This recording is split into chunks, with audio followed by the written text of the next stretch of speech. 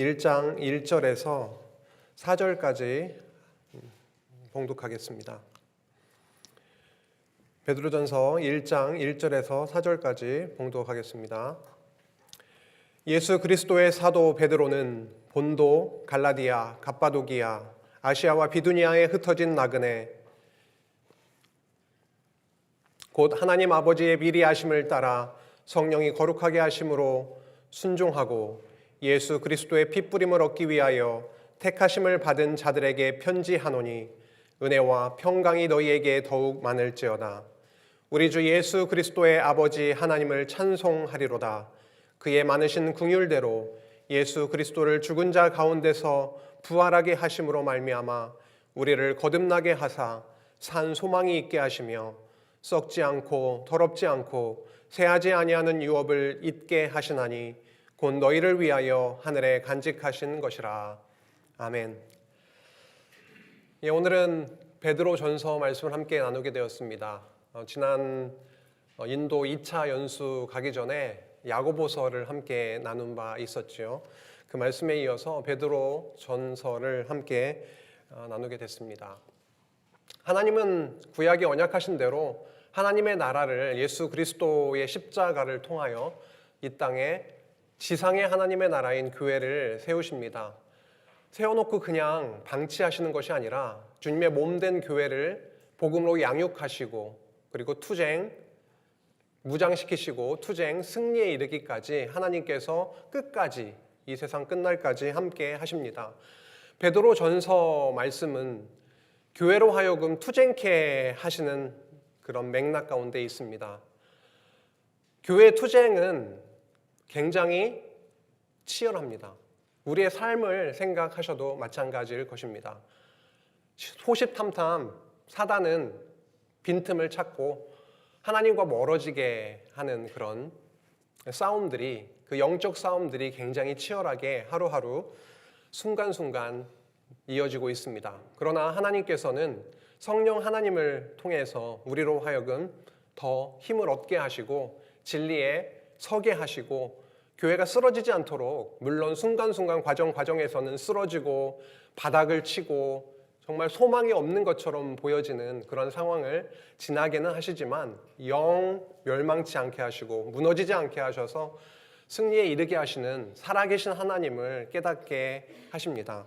오늘 베드로전서 말씀을 보아 나가기 전에 베드로전서 개론에 대해서 함께 나누고자 합니다. 성경을 읽는 데 있어서 저희가 그 당대의 성도들이라면, 그리고 우리가 베드로전서를 딱 손에 들고 있는 수신자들이라면 사실 이런 과정이 필요 없습니다. 베드로가 우리를 향해서 무슨 이야기를 하고 있는지 그 역사적 맥락 속에서 너무 잘 이해가 될 겁니다. 그러나 지금 너무 큰 시간적인 그런 갭이 있다 보니까 베드로전서가 어떠한 환경 속에서, 여건 속에서 왜 기록되었는지 그 내용을 함께 살핌을 통해서 베드로전서에 대한 이해를 더하고자 합니다. 먼저 누가 누구를 향해서 썼는지, 그리고 어디에서 썼는지, 언제 썼는지, 왜 썼는지, 그리고 베드로전서 전체로 보았을 때 어떠한 주제를 담고 있고, 그리고 성경 전체에서 베드로전서는 어디에 위치해 있는지, 그리고 어떤 흐름 속에 지금 기록되고 있는지에 대해서 함께 나누고자 합니다.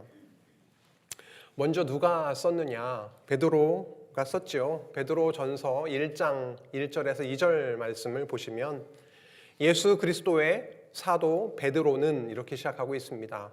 베드로가 지금 서신을 적고 있네요. 그리고 2절에 보면 편지하노니, 결국 예수 그리스도의 사도인 베드로는 편지하노니라고 되어 있는 것을 보았을 때 사도 베드로가 이 서신을 기록했구나, 썼구나, 발신자가 사도 베드로이구나 라고 알 수가 있습니다. 그런데 베드로는 어떠한 자였습니까? 예수님께서 이제 십자가에 못 박히시는 과정에서 잡혔잖아요. 로마 병사들에게 잡혀가셨을 때 베드로는 저 멀리에서 함께 하면서 끝까지 예수님을 그리스도로, 나의 주로 인정하지 못하고 예수님께서 말씀하셨던 것처럼 닭이 울기 전에, 그렇죠? 3번 부인했던 자입니다. 그런데 요한복음 21장에 보면은 예수님께서 죽으시고 3일 만에 부활하셔서 나타나셨습니다. 그리고 요한에게 오셨지요. 요한에게 3번 반복적으로 물으십니다. 요한의 아들 시몬아, 내가 나를 사랑하느냐? 라고 물으셨죠. 또 묻고 또 묻고. 베드로는 정말 몸둘 바를 몰랐습니다. 왜냐하면 얼마 전에 예수님을 부인하고 도망쳤던 자였기 때문이죠. 그런데 예수님은 베드로에게 말씀하십니다. 내 양을 먹이라고 말씀하십니다. 사도 바울은 예수님을 부인하기도 했던 자이지만 예수님께서 다시 그를 찾아오셔서 그 마음 가운데 내 양을 먹이라, 내 양을 치라 라고 하는 막중한 임무를 부여하시고 함께 해 가십니다. 그래서 유대인의 사도로 부름을 받았던 베드로였죠. 근데 나중에 보면은 로마에도 가게 되는데요. 중요한 것은 베드로가 이 서신을 기록한 것이다. 그리고 5장 1절에 보면 베드로가 자신을 이렇게도 소개를 합니다. 나는 장로된 자이다. 나는 함께 장로된 자이다. 그리고 그리스도의 고난의 증인이다. 그리고 앞으로 장차 나타날 영광에 참여할 자이다 라고 말씀합니다. 지금 베드로전서를 읽게 될 그들과 함께 앞으로 나타날 그 예수 그리스도의 영광에 참여할 자다라고 하면서 5장 끝부분이니까요. 전서를 마무리하고 있는 거죠. 누구에게 기록된 서신이었는가? 1장 1절에 나와 있습니다. 본도, 갈라디아, 갑바도기아, 아시아와 비두니아에 흩어진 누구요? 나그네라고 딱 쓰고 있네요. 그리고 2절 조금 뒷부분에 보면 택하심을 받은 자들에게 편지하노니라고 합니다. 나그네와 택하심을 받은 자라고 딱 기록을 하고 있습니다. 지역적으로 봤을 때는 굉장히 여러 지역을 언급을 하고 있습니다. 지도를 잠시 보시면은 지금 오른쪽에 보고 계시는 지도가 지금의 튀르키예, 터키입니다. 그 당시에 그 안에 여러 지역 이름들이 막 있는데요. 그 중에 본도, 오른쪽 최고 위에 동그라미죠. 본도, 그 다음에 그 아래쪽에 갈라디아, 그리고 오른쪽으로 갑바도기아, 그리고 소아시아 7교회가 위치해 있는 저 바다 쪽, 그 왼쪽 부분에 아시아가 있죠. 아시아, 그리고 맨 위쪽에 비두니아가 있습니다. 이렇게 흩어져 있다라고 하는 게 가시적으로 그 당시에 이렇게 소아시아, 아시아, 지금의 터키 땅에 흩어져서 지금 지내고 있는 성도들에게 흩어진 나그네된 성도들에게 보내진 서신이구나라고 하는 것을 알 수가 있습니다. 근데 이 성도들은 어떤 상황 속에 있었냐면 핍박 가운데 있었다라고 하는 사실이죠. 베드로는 어디에서 기록했을까라고 하는 것은 5장 13절에 보면 이렇게 나와 있습니다. 택하심을 함께 받은 바벨론에 있는 교회가 너희에게 문안하고 내 아들 마가도 그리하느니라. 바벨론이라는 단어가 나오고 있네요. 바벨론은 저희가 아는 지역이죠. 티그리스 유프라데스, 그렇죠? 그쪽 큰 아주 강대했던 나라 이름이 바벨론인데 베드로가 이 당시에 바벨론에서 이 편지를 썼지는 않았을 겁니다. 그런데 바벨론이라고 기록을 하고 있습니다. 바벨론은 어떤 나라였냐면 하나님의 언약 백성을 그렇게도 힘들게 했던 나라이지요. 괴롭히고 침입해오고 포로로 잡아가고, 그렇죠? 하나님의 백성을, 하나님의 모형적인 그 나라를 괴롭히고 침입했던, 핍박했던 대표적인 나라가 바벨론입니다. 이 당시에 하나님의 나라인 이 교회 성도들을 핍박하고 어려움 가운데 몰아넣었던 대표적인 이 당시의 나라는 제국은 로마였습니다. 로마를 바벨론으로 적고 있는 것이죠. 그래서 전통적으로 이 바벨론을 로마로 봅니다. 그런데 마가도 그리하느니라, 마가가 같이 있다라고 하는 것 적고 있는데요. 저희가 봤을 때 사도 바울이 감옥에서 쓴 편지들이 몇 권이 있는데요. 그 중에 골로새서 4장 10절, 빌레몬서 24절에 보면은 사도 바울이 마가와 함께 있는 것을 알 수가 있습니다. 사도 바울이 로마에서 감옥 옥중 서신을 쓰면서 마가와 함께 문안하는 내용이 나오고 있기 때문에 마가도 로마에 있었던 것이 확실하죠.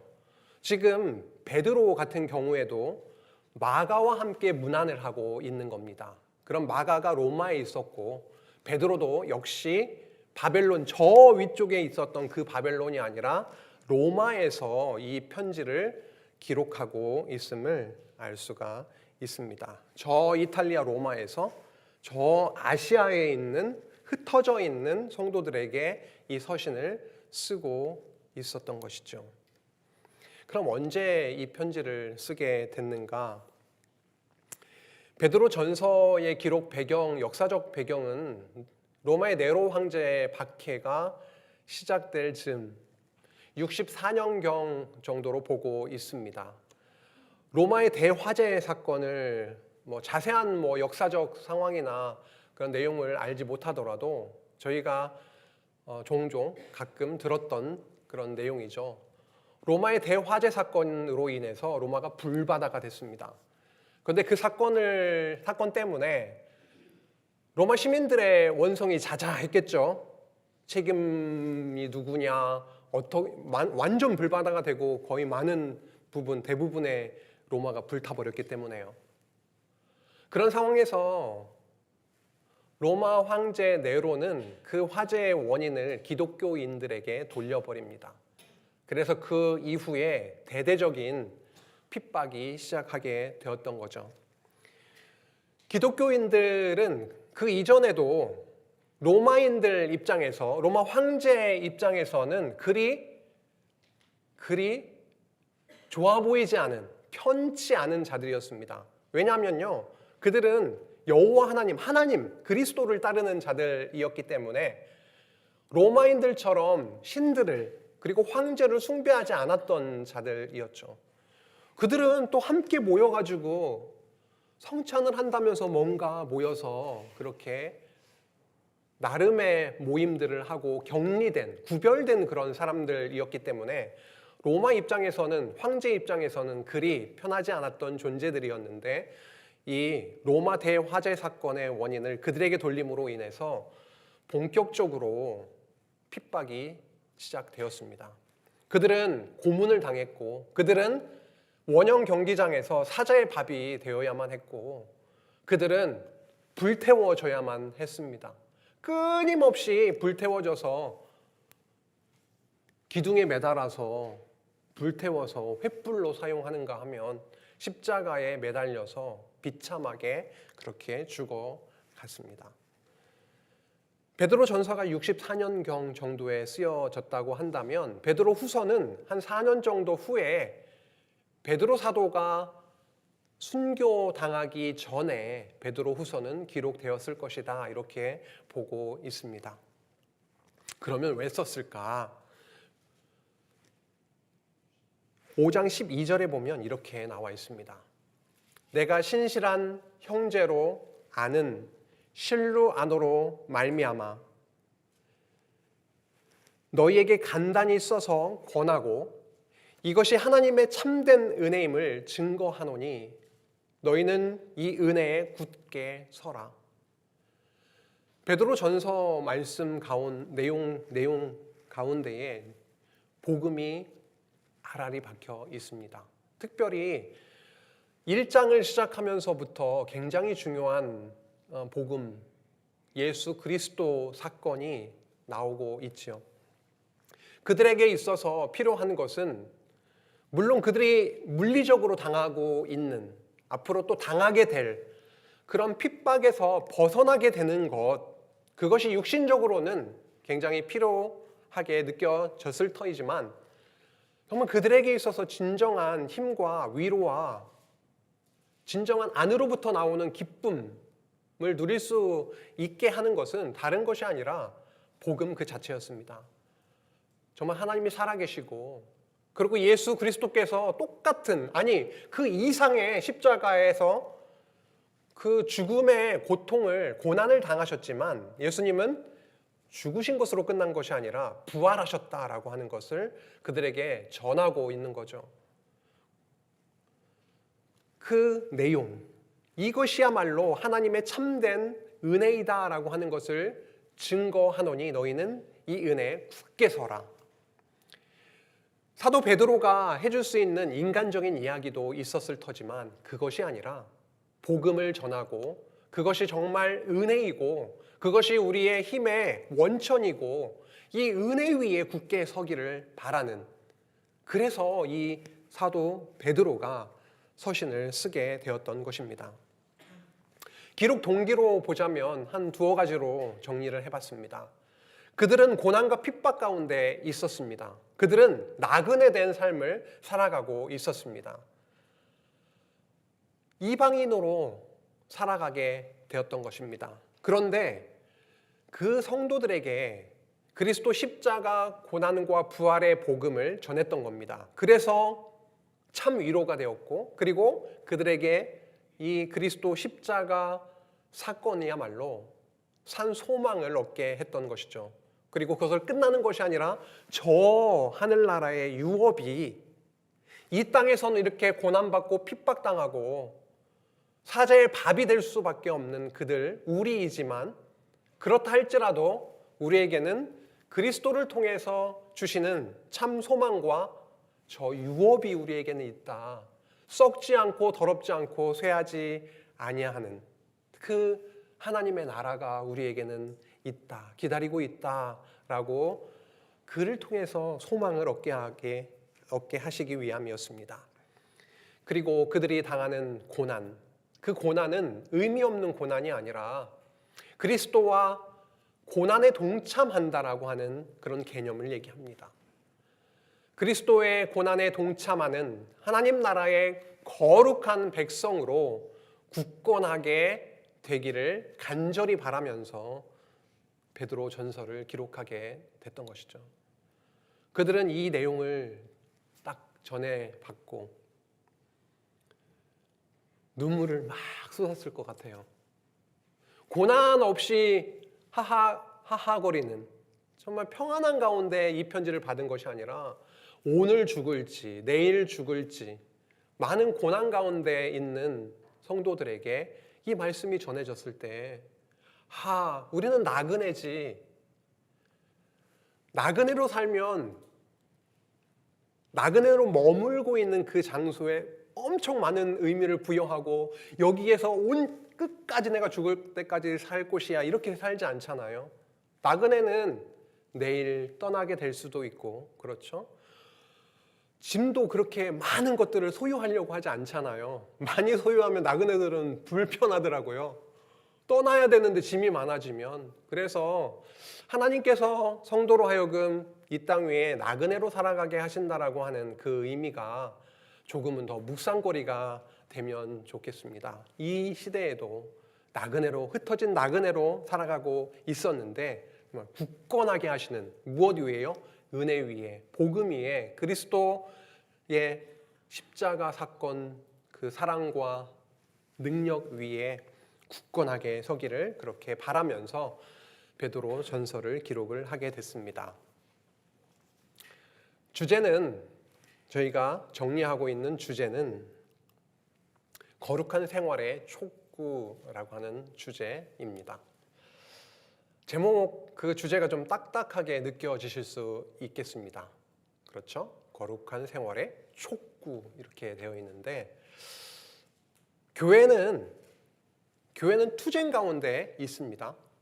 설립, 양육, 무장, 투쟁, 승리, 그리고 무엇보다 기초, 예수 그리스도께서 기초가 되시고 세우시고 승리하시기까지 쫙 이끌어 가시는데, 교회는 언제나 투쟁 가운데 있습니다.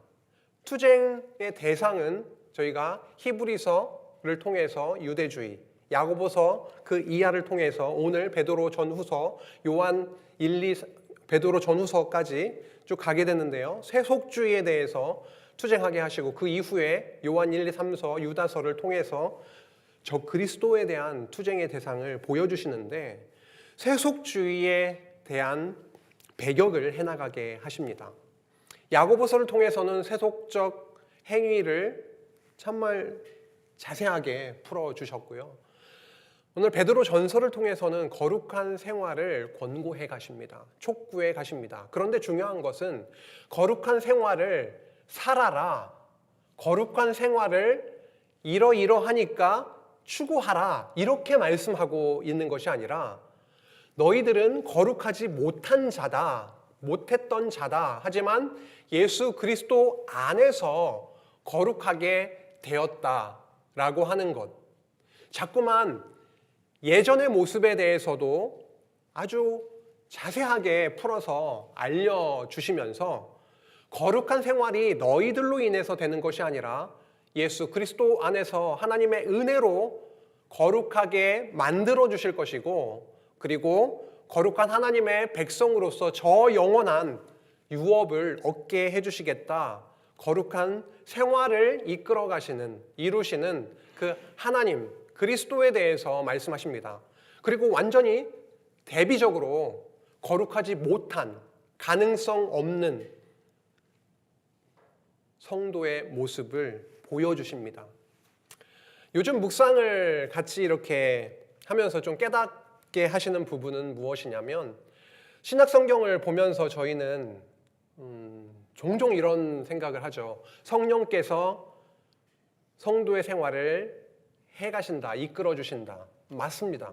너무도 맞는 이야기, 너무도 맞는 말씀입니다. 그런데 결과적으로 성령께서 성도의 삶, 거룩한 삶을 열매 맺게 하실 겁니다.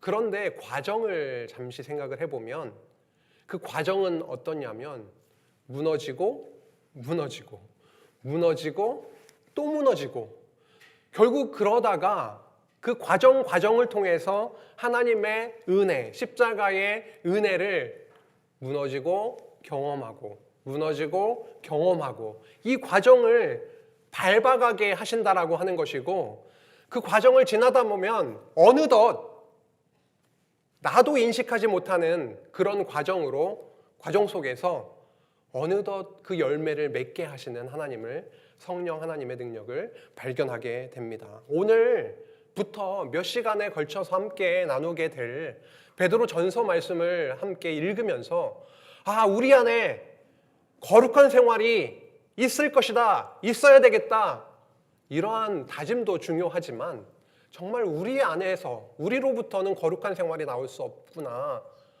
정말 가능성이 없는 존재이구나, 죄인이구나, 하지만 그리스도께서 이루어 가시는구나, 하나님의 나라를, 이 땅에 세우신 그 교회를 아무 힘이 없어 보이고 쓰러져 가는 그런 모습일지라도 굳건하게 그 은혜 위에 세우셔서 그 교회로 투쟁케 나가시는구나, 교회를 저 승리로 이끌어 가시는구나 라는 것을 깨달으면서, 정말 하나님 살아계시구나 라고 하는 것을, 거기에 초점을 더 방점을 두면서 우리로 거룩한 생활로 이끌어 가실 살아계신 하나님, 그 성령 하나님의 은혜를 더 바라보기를 원합니다. 거룩한 생활을 촉구하고 권고합니다. 그리고 4년 뒤 정도에 다시 후서를 쓰면서 불의한 생활을 경계해 나가는 말씀이 후서로 연결이 되는 것입니다. 베드로 전서를 쭉 1장부터 5장까지 읽었습니다. 읽고 또 읽고 몇 번을 읽었는지 모르겠어요, 이 강론을 준비하면서. 그런데 어렵더라고요. 성경이 어렵더라고요. 이거 어떻게 합니까, 주님? 이거 어떻게 합니까? 뭐 한 절 한 절 다가오는 말씀 많이 있고 은혜를 누리게도 하시고, 그런데 한 절 한 절 읽어가면서 함께 나누려는 차원으로 또 성경을 보다 보니까 어렵더라고요. 그래서 내려놓게 되더라고요. 하나님이 어떻게 합니까? 그런데 조금 전에 말씀드렸듯이 하나님께서 그 주어를 자꾸만 생각을 하고 자꾸만 그 주어 사이에 가주어, 가짜 주어인 자꾸 나라고 하는 주어를 자꾸만 생각을 하고 성도의 삶에 대한 거룩한 삶, 이거에 대해서 막 집중하고 하면은 더 안 풀리는데, 진짜 주어를 자꾸만 생각하고 하나님, 예수 그리스도, 성령 하나님, 우리는 가능성이 전혀 없는 존재들, 교회도 너무도 나약하고 힘없는 교회, 하지만 하나님께서 세우시고 이끌어 가시고 투쟁케 하시고 거룩하게 구별해 나가신다라고 하는 것이 조금 더 확인이 되고 누려지니까 더 쉽게 읽히더라고요. 오늘 베드로 전서 맥락에서 거룩한 생활에 대해서 이렇게 좀 몇 자 적어봤습니다. 산 소망 가운데 영원한 유업을 바라보며, 그들은 산 소망이 없는, 세상적으로는 없는 그런 상황인데 이 복음의 말씀, 이 서신에 담겨 있는 그 진리를 통해서 산 소망을 갖게 되고, 그리고 영원한 유업을 바라보게 되어서 이 세상의 시험과 고난 속에서도 그리스도 십자가 구원의 은혜로서만 굳건하게 되는 것. 이것은 구체적인 생활의 내용이 아닌데 거룩한 생활에 대한 정리인가? 사실 이 부분이 되어지면 거룩한 생활은 나올 수밖에 없는 거잖아요. 그렇죠? 굳게 세워지면 그 은혜 위에, 진리 위에 굳건하게 세워지게 되는 것, 그것을 거룩한 생활로 정리하게 됐습니다. 그런데 그 근거가 있느냐? 예, 있습니다. 구약 출애굽기 19장 5절에서 6절 말씀입니다. 이스라엘 백성들을 광야 생활로 이끄시잖아요. 광야 생활을 시작하기 전에 하나님께서 그들에게 그들의 정체성에 대해서 말씀하시죠. 그리고 나서 모세 율법을 수여하십니다. 그 직전에 하신 말씀이죠. 출애굽기 19장 5절에서 6절입니다. 세계가 다 내게 속하였나니 너희가 내 말을 잘 듣고 내 언약을 지키면 너희는 모든 민족 중에서 내 소유가 되고 내 소유가 되겠고 너희가 내게 대하여 제사장 나라가 되며 거룩한 백성이 되리라. 너는 이 말을 이스라엘 자손에게 전할지니라. 하나님께서는요, 이스라엘 백성들에게 놀라운 말씀을 하십니다. 이스라엘 백성들은 죄악이 점철된 자들이었습니다. 애굽 400년 생활을 하면서 이 뼛속까지 이방신을 섬기는 그들의 삶이 다 배어 있었고요. 여호와 하나님은 잊어버린 그런 상태였습니다. 그래서 광야 생활을 시작하자마자 그들에게 나오는 그런 모습들은 여호와 하나님을 섬기고 경외하는 모습들이 아니라 죄악된 모습들이 그대로 노출되고 나오고 또 나오고 그랬습니다. 그런데 그런 자들을요, 하나님은 너희의 나라를 제사장 나라로 세워주고 너희를 거룩한 백성 삼아주시겠다라고 언약하셨습니다. 그들 스스로는 거룩한 백성이 될 수 없지만 성전, 성막을 세우셔서 그 성막을 통한 제사를 통해 제사장들이 늘상 여호와 하나님 앞에 나아가서 제사를 드리게 하심을 통하여 너희를 거룩한 백성으로 삼아 주시겠다라고 언약하신 여호와 하나님께서 이제 예수 그리스도를 보내셔서 성취해 주십니다. 십자가로 이루신 예수 그리스도, 그리고 그리스도의 영이신 성령을 통해서 또한 이루어 나가시는 그런 내용 과정에서 오늘 교회로 투쟁케 해나가십니다. 거룩한 생활을 권고해 나가십니다. 그것이 교회로 투쟁케 해나가게 하시는 그런 모습인데요. 그 내용 중에 베드로전서 2장 9절에 이렇게 말씀합니다. 다른 자들은 그리스도를 믿지 아니하고 넘어지게 되지만은 그러나 너희는 택함 받지 않은 자들은 그리스도가 오히려 걸려 넘어지는 돌이 되지만은 오히려 그러나 너희는 택하신 족속이요 왕 같은 제사장들이요 거룩한 나라요 그의 소유가 된 백성이니 이는 너희를 어두운 데서 불러내어 그의 기이한 빛에 들어가게 하시니에 아름다운 덕을 선포하게 하려 하심이라 라고 말씀합니다. 새롭게 말씀이 언약이라고 한다면 베드로전서 2장 9절의 말씀은 그리스도에 의한 성취의 내용이 됩니다. 우리 역시도 죄악 많은 자였습니다. 허물과 죄로 완전히 죽었던 자였습니다. 그런데 우리를 부르셔서 왕 같은 제사장들로 삼아주시고 거룩한 나라의 백성이 되게 하셨습니다. 그러니 오늘 베드로전서 말씀을 함께 읽어나가게 되면서 우리에게는 아무런 조건도 없는 상황에서 엄청난 것을 베풀어 주시는 것입니다.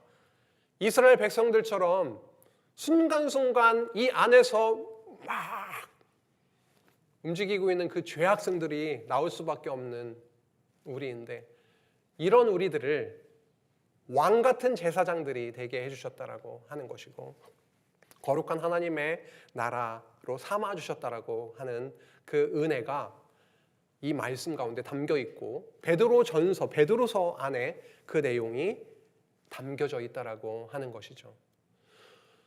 흩어져 있는 나그네 된 성도들에게 있어서 필요한 말씀이 바로 이런 말씀이었던 겁니다.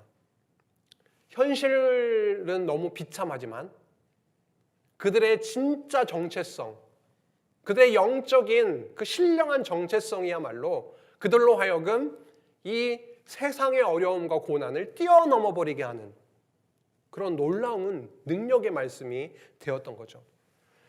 베드로전서는 성경 전체에서 어떤 부분에 속해 있냐면은 익히 잘 아시겠지만 다시 한번 확인하겠습니다. 신약 성경 중에 사복음서가 교회의 기초가 되겠고 사도행전이 교회를 설립하신 내용이고요. 성령에 의해서. 그 다음에 서신서 전체적으로 흘러가면서 교회를 양육하시고 무장케 하시고 투쟁케 하시고 계시록에서 최후 승리로 이끄시는 예수 그리스도의 권능과 영광에 대해서 선포하고 있습니다. 교회로 하여금 투쟁케 하신다. 누가요? 성령께서요. 그 말씀을 저희가 집중을 하게 되는데 투쟁의 대상은 유대주의, 세속주의, 적그리스도가 있는데 그 중에서도 세속주의에 대항해서 투쟁케 해나가시는 말씀이 야고보서에서 베드로 후서까지인데요. 오늘 베드로 전서 거룩한 생활을 촉구해 나가시는 진리를 통해서 그렇게 거룩한 생활로 열매 맺게 하시는 말씀이 되겠습니다. 그것이 교회의 투쟁입니다.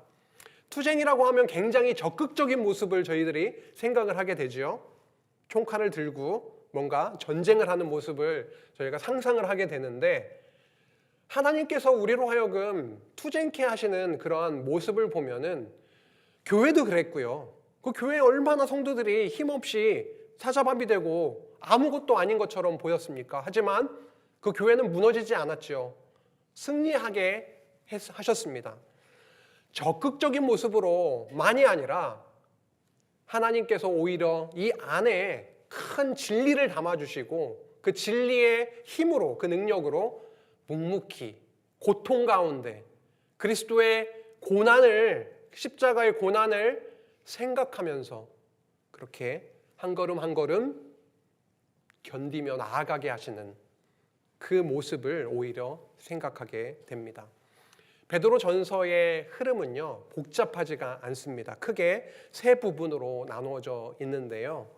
앞부분은 거룩한 생활이 주제이다 보니까 거룩한 생활은 반복되면서 첫 부분은 거룩한 생활의 요건에 대한 그 기초 부분을 말씀을 합니다.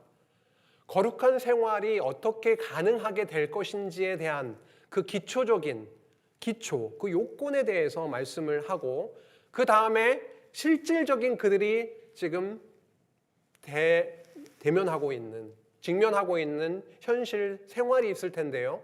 그 생활에 대한 부분, 그 실제에 대해서 말씀하고 결국 끝에서는 거룩한 생활의 결과에 대해서 말씀하고 있습니다. 거룩한 생활의 요건에서는요, 찬송하며 크게 기뻐함에 대한 부분입니다. 뭐냐면 어떻게 찬송하게 됩니까? 결국은 진리를 통해서 그리스도 사건을 통해서 산 소망을 얻고 그 유업을, 영원한 유업을 바라보면서 찬송하고 기뻐하게 하시는 내용입니다. 그리고 진리로 거룩하게 거듭나게 하시는 내용, 그리고 신령한 나라로 세워지게 하시는 내용이 중요한 기초로, 요건으로 그렇게 나오고 있고, 가운데 부분은 인간의 제도라던가 부부 생활이라던가 성도로 선하게 실생활 속에서 있어지는 그러한 내용들이 구체적으로 나오면서 이것이 이렇게 생활하라, 저렇게 생활하라, 이것이 지금 핵심이 아니라 앞에서 나왔던 거룩한 생활의 요건, 그 기초, 그 진리의 바탕으로 그것을 바라보게 하시고 또 방향을 세워주시는 그런 내용이 실제 부분이 나오고요. 끝부분에 그렇게 돼서 진리를 통한 실제를 통해서 열매 맺게 하시는 그런 내용들은 다른 게 아니더라고요. 고난을 당하면서 봉사하게 되는, 고난을 회피하고 고난에 대해서 자꾸만 부정적인 생각을 갖는 것이 아니라 주신 하나님께서 주신 그 상황 속에서 그 고난을 감수하고 고난 가운데 오히려 기뻐하게 되고, 어떻게 고난 가운데 기뻐하게 될 수 있겠습니까, 사람이? 그런데 주신 산 소망 가운데, 그리고 영원한 유업을 바라보면서 고통 가운데에서도 고난 가운데에서도 그렇게 봉사하고 기뻐하게 하시는 것, 그리고 교회로 견고하게 그 은혜 위에 굳건하게 세워지게 하시는 그 내용이 베드로 전서 끝부분에 이렇게 나오고 있습니다. 결국 하나님이 하신다, 성령께서 하신다. 저희 교회를, 그리고 우리의 가정을, 그리고 우리 개개인을 좀 더 생각하시고 나와는 좀 동떨어져 있는 말씀, 우리 교회와 그리고 우리 가정과 동떨어져 있는 말씀, 그냥 옛날에 이런 서신이 보내졌어라고 하는 것이 아니라 우리와 밀접한 말씀, 우리가 얼마나 매일매일의 삶 가운데 여러 가지 일을 겪고 고난 가운데 살아가게 하시나요? 우리 교회에 최근에 여러 성도님들의 그런 아픔, 그렇죠? 그 일들을 직면하고 있고 경험해 나가고 있고, 우리 각자에게는 하나님께서 과제들, 우리가 풀기 힘든 과제들을 다 주셨잖아요. 그러한 상황 속에서 베드로전서 말씀은 나에게, 우리 가족에게, 우리 교회에게 어떠한 의미로 다가와지는가 라고 하는 것을 또한 생각을 하시면서, 베드로전서야말로 우리에게 필요한 복음이다, 베드로전서야말로 나그네된 삶을 살아가고 있는 우리들에게 있어서 너무도 필요한 말씀이다 라고 하는 것을 좀 확인하면 좋겠습니다. 마지막으로 베드로전서의 그 주제에 거룩이라고 하는 단어가 있습니다. 1장 15절에서 16절 말씀을 보면은요, 이렇게 나와 있지요. 오직 너희를 부르신 이처럼 너희도 모든 행실에 거룩한 자가 되라 라고 말씀합니다. 거룩한 생활을 해나가는 것, 모든 행실에 거룩한 자가 되라 라고 하는 그 명령 앞에 어떠한 느낌을 저희들이 받냐면, 그래, 이렇게 명령하셨으니까 하나님의 말씀이니까 그렇게 살아야지 라고 하는 생각이 들 수도 있고, 또 완전 반대로 나는 도저히 거룩한 자가 될 수 없는 존재인데 라고 하는 극과 극의 그런 반응이 있을 수 있습니다. 저희는 거룩한 자가 될 수 없고 저희 스스로는 거룩한 생활을 이루어낼 수 없는 존재입니다. 그렇기 때문에 언약 하신 것을 이루어 나가시는 것으로 해석하게 되는 겁니다. 오직 너희를 부르신 이처럼 너희도 모든 행실에 거룩한 자가 되라 라고 하는 그 명령 앞에 우리는 16절을 토대로 해서 15절을 이해하게 됩니다. 16절에 보면은요, 기록되었으되 구약 성경에 이렇게 기록되어 있다. 내가 거룩하니 너희도 거룩할지어다 하셨느니라 라고 말씀하네요. 레위기서에 이렇게 적혀 있습니다. 하나님은 거룩하신 분이십니다. 그래서 거룩하신, 영원하시고 거룩하신 여호와 하나님께서 거룩하지 못했던 이스라엘 백성들을 삼으셔서 거룩한 백성으로 만들어 주시는 것입니다. 그래서 16절에 레위기의 말씀이 언약이 되고 15절에 너희도 모든 행실에 거룩한 자가 되라라고 말씀하신 하나님께서 우리로 하여금 거룩한 자가 되게 하시는 말씀을 베드로 전서 말씀을 통하여 오늘 두 번째 시간부터 구체적으로 살펴보려고 합니다. 앞에 나오는 요건이 중요합니다.